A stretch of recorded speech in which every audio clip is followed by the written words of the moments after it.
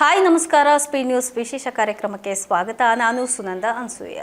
ಇದು ration card ಇರೋರಿಗೆ ಕೇಂದ್ರ ಸರ್ಕಾರ ಕೊಡ್ತಾ ಇರುವಂತಹ ಒಂದು ಸಖತ್ತಾದಂತಹ ಸುದ್ದಿ, ಖುಷಿಯಾದಂತಹ ಸುದ್ದಿ. ಈ ಒಂದು ಹೊಸ ಯೋಜನೆ ಅಂದರೆ ಹೊಸದಾಗಿ ಒಂದು ಯೋಜನೆಯನ್ನು ಕೊಟ್ಟಿದೆ ಕೇಂದ್ರ ಸರ್ಕಾರ.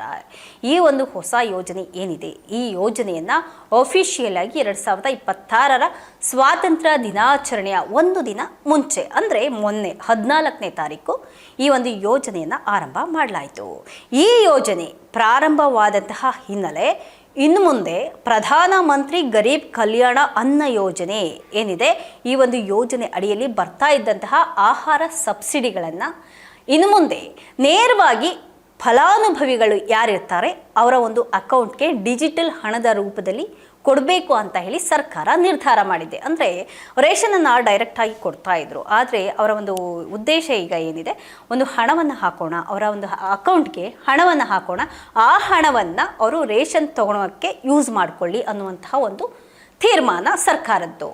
ಹಾಗಾದರೆ ಏನಿದು ಡಿಜಿಟಲ್ ಕರೆನ್ಸಿಯನ್ನು ಬಳಸಿ ರೇಷನನ್ನು ಯಾವ ಥರ ತಗೋಬೇಕು ಅನ್ನೋದನ್ನು ನಾನೀಗ ನಿಮಗೆ ವಿವರವಾಗಿ ಹೇಳ್ತಾ ಹೋಗ್ತೇನೆ.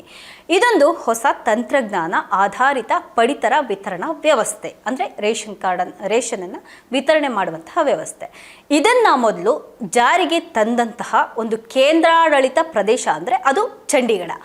ಆಗಸ್ಟ್ 14ರಂದು ಅಂದರೆ ಮೊನ್ನೆಯಿಂದ ಜಾರಿಗೆ ಬಂದಿರುವಂತಹ ಈ ಸೇವೆ ಚಂಡೀಗಢದ 55,000ಕ್ಕೂ ಹೆಚ್ಚು ಫಲಾನುಭವಿಗಳಿಗೆ ಸಹಾಯ ಆಗ್ತಾ ಇದೆ. ಇನ್ನು ಮುಂದೆ ಡಿಜಿಟಲ್ ಕರೆನ್ಸಿಯನ್ನು ಬಳಸಿಕೊಂಡು ಸರ್ಕಾರಿ ಪಡಿತರ ಅಂಗಡಿಗಳಿಂದ ಗೋಧಿ ಇರಬಹುದು ಅಥವಾ ಅಕ್ಕಿ ಇರಬಹುದು, ಈ ರೀತಿಯಾದಂತಹ ರೇಷನನ್ನು ಖರೀದಿ ಮಾಡೋದಕ್ಕೆ ಅನುವು ಮಾಡಿಕೊಡಲಾಗಿದೆ.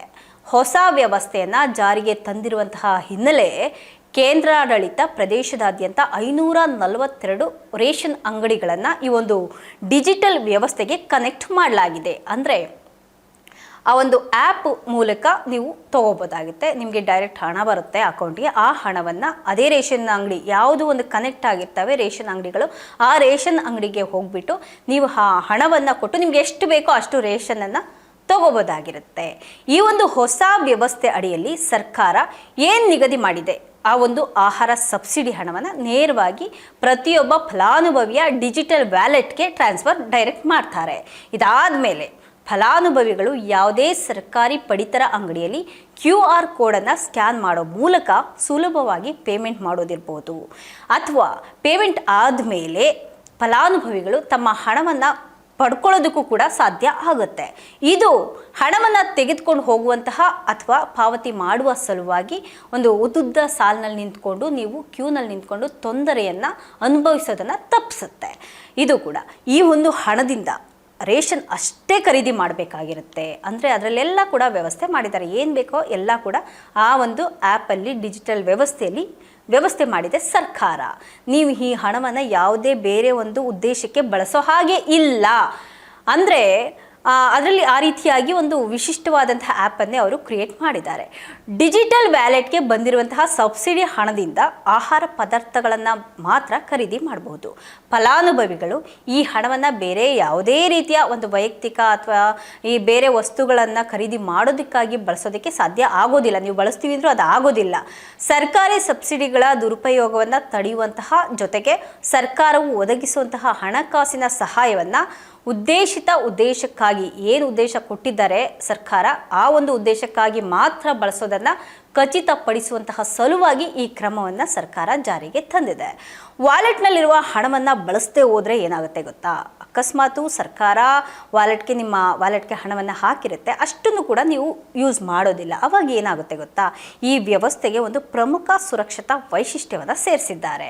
ಫಲಾನುಭವಿ ತಮ್ಮ ಡಿಜಿಟಲ್ ವ್ಯಾಲೆಟ್ನಲ್ಲಿ ಪಡೆದಂತಹ ಸಬ್ಸಿಡಿಯನ್ನು 1 ತಿಂಗಳೊಳಗೆ ಬಳಸಬೇಕು. ಅದಕ್ಕೆ 1 ತಿಂಗಳು ಟೈಮ್ ಕೂಡ ಇರುತ್ತೆ. ಒಂದು ವೇಳೆ ಈ ಹಣವನ್ನು ನೀವು ಬಳಸಿಲ್ಲ ಅಂದರೆ ಆ ಒಂದು ಹಣ ಸರ್ಕಾರಿ ಖಾತೆಗೆ ವಾಪಸ್ ಆಗುತ್ತೆ. ಈ ಮೂಲಕ ಸರ್ಕಾರ ಸಂಪೂರ್ಣವಾದಂತಹ ಪ್ರಕ್ರಿಯೆಯನ್ನು ಒಂದು ನಿಜವಾದಂಥ ಒಂದು ಟೈಮ್ನಲ್ಲಿ ಟ್ರ್ಯಾಕ್ ಮಾಡೋದಕ್ಕೆ ಜೊತೆಗೆ ಪಾರದರ್ಶಕತೆಯನ್ನು ಕಾಪಾಡಿಕೊಳ್ಳೋದಕ್ಕೆ ಸರ್ಕಾರಕ್ಕೂ ಕೂಡ ಸುಲಭ ಆಗುತ್ತೆ ಈ ಒಂದು ವ್ಯವಸ್ಥೆಯಿಂದ. ಇದಾಗಿತ್ತು ಇವತ್ತಿನ ವಿಶೇಷ. ನಿರಂತರ ಸುದ್ದಿಗಾಗಿ ನೋಡ್ತಾ ಇರಿ ಸ್ಪೀಡ್ ನ್ಯೂಸ್ ಕನ್ನಡ. ಸುದ್ದಿ ನಿಮ್ಮದು, ವೇಗ ನಮ್ಮದು.